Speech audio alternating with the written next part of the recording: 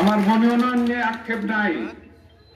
আমি মনোনয়ন না পেলেও আমি তারেক রহমানকে স্যালুট দিয়ে যাকে মনোনয়ন দেবে তার পিছনে আমি ধানের শীষের নির্বাচন করব, তার পিছনে নির্বাচন করব। এই রাষ্ট্রিকা সরাসরি আল্লাহ প্রদত্ত, মান সম্মান ইজ্জত দিয়ার মালিক আল্লাহ রাব্বুল আলামিন।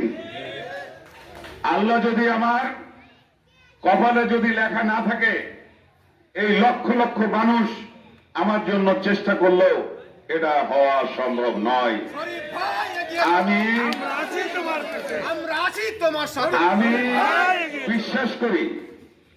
বিশ্বাস করি আমার নেতাকর্মীরা অনেক সময় বিভিন্ন ভাবে হতাশ হয়ে যায়। আমি এক সেকেন্ডের জন্য কখনো হতাশ হই না, এক সেকেন্ডের জন্য আমি কখনো হতাশ হই না। যদি আমি মনে করি যদি আমি মনোনয়ন না পাই, তাহলে আমি মনে করব আল্লাহ এর চাইতেও ভালো কিছু সামনে আমার জন্য রেখে দিয়েছে।